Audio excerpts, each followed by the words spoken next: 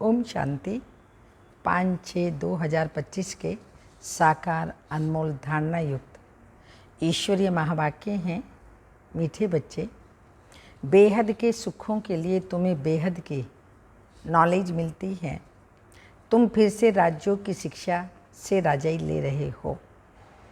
Question: तुम्हारा ईश्वरीय कुटुंब किस बात से बिल्कुल ही निराला है? आंसर है, इस ईश्वरीय कुटुंब में कोई 1 रोज का बच्चा है, कोई 8 रोज का, लेकिन सब पढ़ रहे हैं। बाबा ही टीचर बनकर अपने बच्चों को पढ़ा रहे हैं। वह है तो यह है निराली बात। आत्मा पढ़ती है, आत्मा कहती है बाबा। बाबा फिर से बच्चों को 84 जन्मों की कहानी सुनाते हैं। गीत दूर देश का रहने वाला आया देश पर आए। ओम शांति। वृक्षपति वार, उसका नाम रख दिया है बृहस्पति। ये त्योहार आदि तो वर्ष वर्ष मनाते हैं। तुम हर 1 हफ्ते बृहस्पति डे मनाते हो। वृक्षपति अथवा इस मनुष्य सृष्टि रूपी झाड़ का जो बीज रूप है, चैतन्य है, वही इस झाड़ के आदि मध्य अंत को जानते हैं। और जो भी वृक्ष हैं वह सब जड़ होते हैं। यह है चैतन्य। इनको कहा जाता है कल्प वृक्ष। इनकी आयु 5000 वर्ष और यह वृक्ष 4 भाग में है। हर चीज़ 4 भाग में होती है। ये दुनिया भी 4 भाग में है। अब इस पुरानी दुनिया का अंत है। दुनिया कितनी बड़ी है, ये ज्ञान कोई भी मनुष्य मात्र की बुद्धि में नहीं है। यह है ही नई दुनिया के लिए नई शिक्षा, और फिर नई दुनिया का राजा बनने के लिए अथवा आदि सनातन देवी देवता बनने के लिए शिक्षा भी नई है। भाषा तो हिंदी ही है। बाबा ने समझाया, जब दूसरी राजाई स्थापन होती है तो उनकी भाषा अलग होती है। सतयुग में क्या क्या भाषा होगी जो बच्चे थोड़ा थोड़ा जानते हैं। आगे बच्चियाँ ध्यान में जाकर बतलाती थी, वहाँ बिल्कुल संस्कृत नहीं है। संस्कृत तो यहाँ है ना, जो यहाँ है वह फिर वहाँ नहीं हो सकती। तो बच्चे जानते हैं यह वृक्षपति, उनको फादर रास्ता भी कहते हैं झाड़ का। यह है चैतन्य बीज रूप। वह सब होते हैं जड़। तो बच्चों को सृष्टि के आदि मध्य अंत को भी जानना चाहिए ना। इस समय नॉलेज न होने कारण मनुष्यों को सुख नहीं है। यह है बेहद की नॉलेज, जिससे बेहद का सुख होता है। हद की नॉलेज से काग विष्टा समान सुख मिलता है। तुम जानते हो, हम बेहद के सुख के लिए अभी पुरुषार्थ कर रहे हैं। फिर से यह फिर से अक्षर सिर्फ तुम जानते हो। तुम ही फिर से मनुष्य से देवता बनने के लिए यह राज्यों की शिक्षा प्राप्त कर रहे हो। यह भी तुम जानते हो, ज्ञान का सागर बाप निराकार है। निराकारी तो बच्चे आत्माएं भी हैं, लेकिन सबको अपना अपना शरीर है। इनको अलौकिक जन्म कहा जाता है, और कोई मनुष्य ऐसे जन्म ले नहीं सकते जैसे यह लेते हैं। और इनकी भी वानप्रस्थ अवस्था में प्रवेश करते हैं। तो बच्चों, आत्माओं को सन्मुख बैठ समझाते हैं, और कोई आत्माओं को बच्चे बच्चे कह न सके। कोई भी धर्म वाला हो, जानते हैं शिव बाबा हम आत्माओं का बाबा है। वह तो जरूर बच्चे बच्चे ही कहेंगे ना। बाकी कोई भी मनुष्य आत्मा को ईश्वर नहीं कह सकते, बाबा नहीं कह सकते।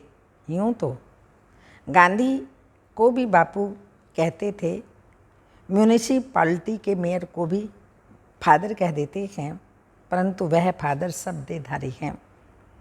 तुम जानते हो, हमारी आत्माओं का बाप हमको पढ़ाते हैं, तो बाप घड़ी घड़ी कहते हैं अपने को आत्मा समझो। वह बाप आकर पढ़ाते भी हैं आत्माओं को। यह है ईश्वरीय कुटुंब। बाप के कितने ढेर बच्चे हैं। तुम भी कहते हो बाबा हम आपके हैं, तो तुम बच्चे हो गए। कहते हैं बाबा हम 1 रोज़ का बच्चा हूँ, 8 रोज़ का बच्चा हूँ, मास का बच्चा हूँ, 1 महीने का बच्चा हूँ। पहले ज़रूर छोटा होगा ना, भल 2-4 दिन का बच्चा ही है, परंतु ऑर्गन्स तो बड़े हैं ना। इसलिए सब बड़े बच्चों को पढ़ाई चाहिए। जो भी आते हैं सबको बाप पढ़ाते हैं। तुम भी पढ़ते हो। बाप के बच्चे बने, फिर बाप समझाते हैं तुमने 84 जन्म कैसे लिए हैं। बाप कहते हैं मैं भी बहुत जन्मों के अंत में इनमें प्रवेश करता हूँ और फिर पढ़ाता हूँ।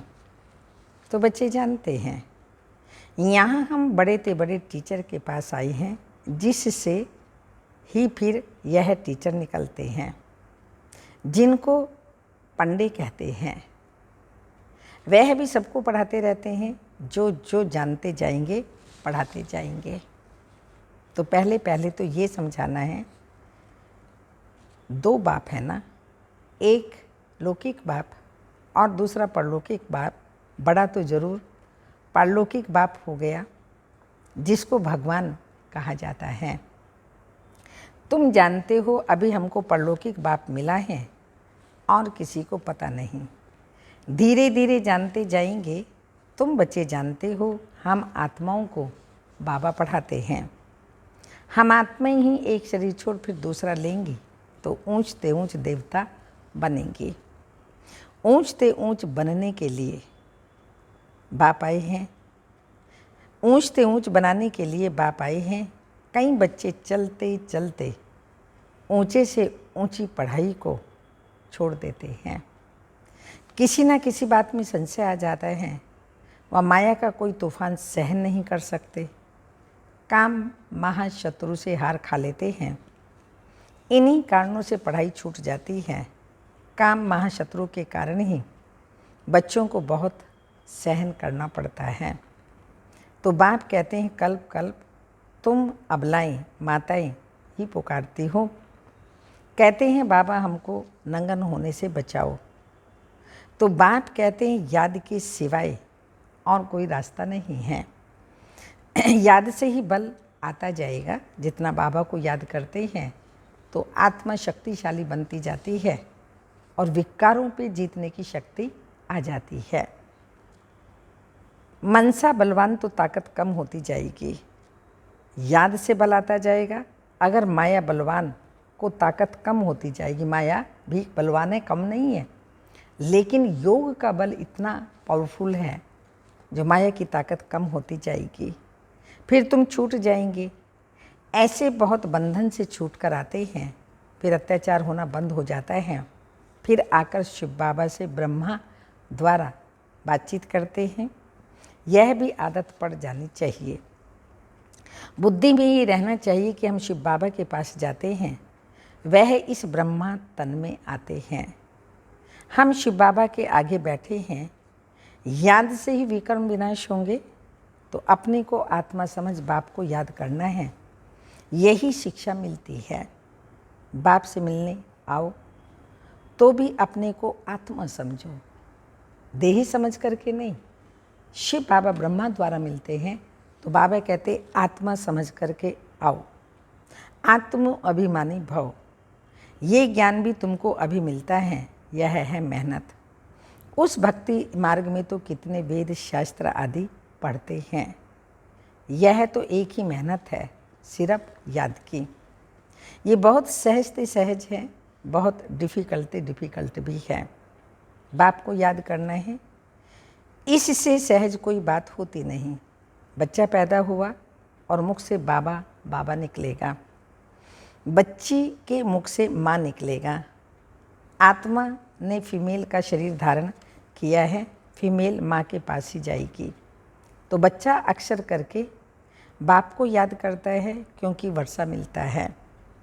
अभी तुम आत्मा ही सब बच्चे हो। तुमको वर्षा मिलता है बाप से। आत्मा को बाप से वर्षा मिलता है याद करने से। देही अभिमानी होंगे तो वर्षा पाने में मुश्किलात होगी। बाप कहते हैं मैं बच्चों को ही पढ़ाता हूँ, बच्चे ही जानते हैं हम बच्चों को बाप पढ़ाते हैं। तो ये बातें बाप के सिवाय और कोई बता न सके। उनके साथ ही भक्ति मार्ग में तुम्हारा प्यार था, तुम सब आशिक थे उस माशूक के।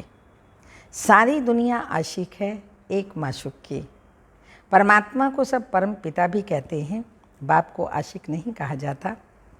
बाप समझाते तुम भक्ति मार्ग के आशिक थे, अभी भी हैं बहुत, परंतु परमात्मा किसको कहा जाए इसमें बहुत मूंझते हैं। गणेश हनुमान आदि को परमात्मा कह एकदम सूत मुझा दिया है। सिवाय एक से कोई ठीक, सिवाय ये सूत मुझा हुआ, सिवाय एक के और कोई ठीक कर न सके, कोई की ताकत नहीं। बाप ही आकर बच्चों को समझाते हैं, बच्चे फिर नंबरवार पुरुषार्थ अनुसार समझते हैं और समझाने के लायक बनते हैं।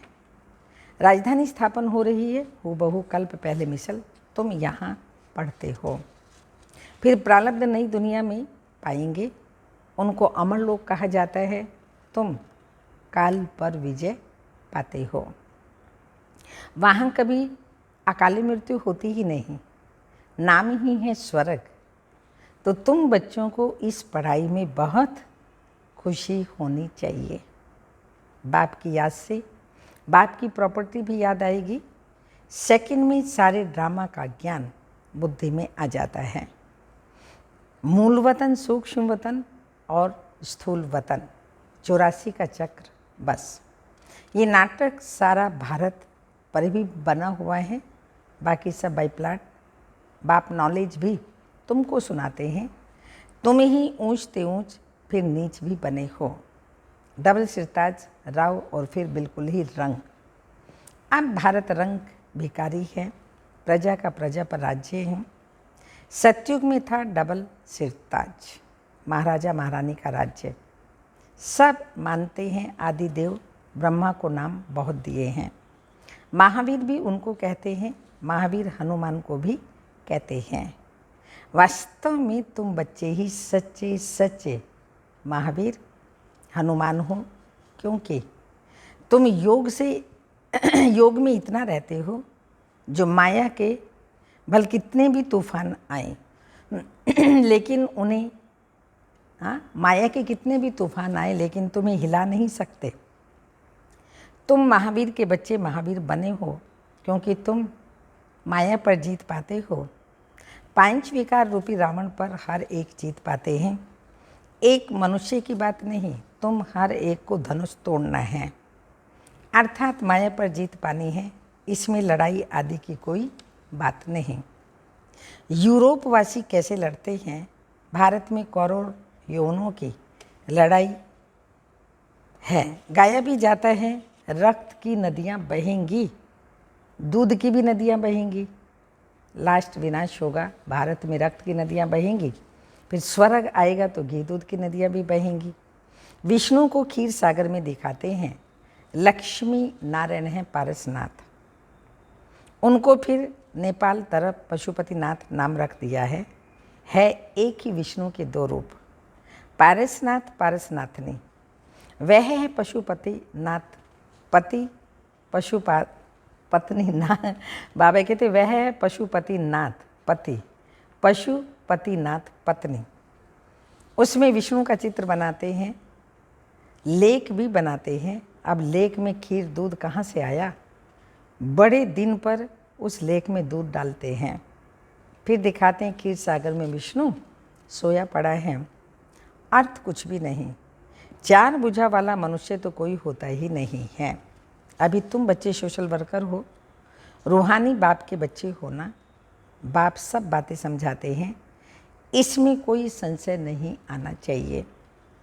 संशय माना माया का तूफान। तुम हमको बुलाते ही हो, हे पतित पावन आओ, आकर के हमको पावन बनाओ। तो बाप कहते हैं मामे कम याद करो तो तुम पावन बन जाएंगे। 84 के चक्र को याद करना है। बाप को कहा जाता है पतित पावन, ज्ञान का सागर। दो चीज हो गई, पतितों को पावन बनाते हैं और 84 के चक्र का ज्ञान सुनाते हैं। यह भी तुम बच्चे जानते हो, बाप कितना मीठा है। उनको पतियों का पति भी कहते हैं, बाप भी हैं। अब बाप कहते हैं, मेरे से तुम बच्चों को बड़ा भारी वर्षा मिलता है, परंतु ऐसे मुझ बाप को भी फारकती दे देते हैं। यह भी ड्रामा में नोंद है। पढ़ाई को छोड़ देते हैं, गोया फारकती दे देते हैं। कितने बेसमझ हैं।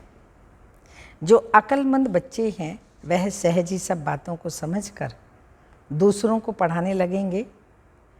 वह फौरन निर्णय लेंगे कि उस पढ़ाई से क्या मिलता है और इस पढ़ाई से क्या मिलता है, क्या पढ़ना चाहिए। तो बाबा बच्चों से पूछते हैं, बच्चे समझते भी हैं कि ये पढ़ाई बहुत अच्छी है, फिर भी कहते हैं क्या करें, जिस्मानी पढ़ाई नहीं पढ़ेंगे तो मित्र संबंधी आदि नाराज होंगे। तो बाप कहते हैं, दिन प्रतिदिन टाइम बहुत थोड़ा होता जाता है, इतनी पढ़ाई तो पढ़ नहीं सकेंगे। बड़े प्यार से तैयारियां हो रही हैं, हर प्रकार से तैयारी होती है।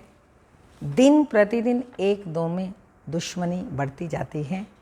कहते भी हैं ऐसी ऐसी चीज़ें बनाई हैं जो फट से सबको खलास कर देंगे।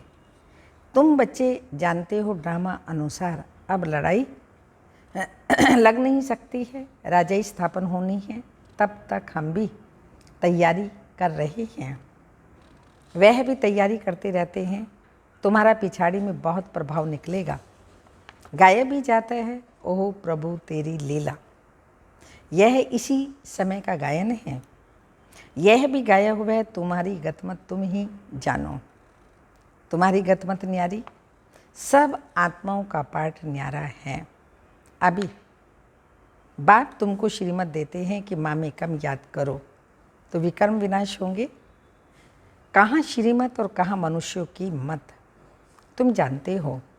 विश्व में शांति सिवाय परम पिता परमात्मा के कोई कर ना सके।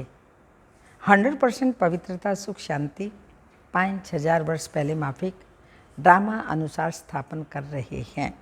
कैसे, सो आकर के समझो। तो तुम बच्चे भी मददगार बनते हो, जो बहुत मदद करेंगे वह विजय माला के दाने बन जाते हैं। तुम बच्चों के नाम भी कितने रमणीक थे। वह माया की लिस्ट, नामों की लिस्ट, वह नामों की लिस्ट एल्बम में रख देनी चाहिए। तुम भट्टी में थे, घर बार छोड़ बाप के पास आए, बाबा के आकर बने, एकदम भट्टी में आकर पड़े। ऐसी पक्की भट्टी थी जो अंदर कोई आ न सके। अब बाप के बन गए तो फिर नाम जरूर होने चाहिए। सब कुछ सरेंडर कर दिया, इसलिए नाम रख दिए। वंडर है ना, बाप ने सबके नाम रखे। अच्छा, मीठे मीठे सिक्की लदे बच्चों प्रति माता पिता बाप दादा का याद प्यार। Good morning, diamond morning. रूहानी बाप की रूहानी बच्चों को नमस्ते। हम रूहानी बच्चों की रूहानी माता पिता बाप दादा को याद प्यार। Good morning, diamond morning. Om namaste. धारणा के लिए मुख्य सार हैं, किसी भी बात में संशय बुद्धि नहीं बनना है। माया के तूफानों को महावीर बन पार करना है। ऐसा योग में रहो जो माया का तूफान हिला ना सके। सेकंड पॉइंट, अक्लमंद बन अपनी जीवन ईश्वरीय सेवा में लगानी है। सच्चा रूहानी सोशल वर्कर बनना है। रूहानी पढ़ाई पढ़नी और पढ़ानी है। वरदान, अहम और बहम को समाप्त कर रहम दिल बनने वाले विश्व कल्याणकारी भव। स्पष्टीकरण है, कैसी भी अवगुण वाली, कड़े संस्कार वाली, कम बुद्धि वाली, सदा ग्लानि करने वाली आत्मा हो, लेकिन जो रहम दिल है, विश्व कल्याणकारी बच्चे हैं, वो सर्व आत्माओं के प्रति लाफुल के साथ लवफुल भी होंगे। कभी इस वहम में नहीं आएंगे कि यह तो कभी बदल ही नहीं सकते, यह तो है ही ऐसे, आदि आदि, या यह कुछ नहीं कर सकते, मैं ही सब कुछ हूँ, ये कुछ नहीं है। इस प्रकार का अहम और वहम छोड़ कमजोरियों व बुराइयों को जानते हुए भी क्षमा करने वाले रहमदिल बच्चे ही विश्व कल्याण की सेवा कर सकते हैं। स्लोगन: जहाँ ब्राह्मणों के तन मन धन का सहयोग है वहाँ सफलता साथ है। जहाँ ब्राह्मणों के तन मन धन का सहयोग है वहाँ सफलता साथ है। अव्यक्त इशारे: आत्मिक स्थिति में रहने का अभ्यास करो, अंतर्मुखी बनो। आत्माएं जब आपके आत्मिक स्वरूप का अनुभव करेंगी तब वे बाप की तरफ आकर्षित होकर ओहो प्रभु के गीत गाएंगी और देह भान से सहज अर्पण हो जाएंगी। ओहो आपका भाग्य, ओहो मेरा भाग्य। इस भाग्य की अनुभूति के कारण देह और देह के संबंध की स्मृति का त्याग कर देंगी। ओम शांति।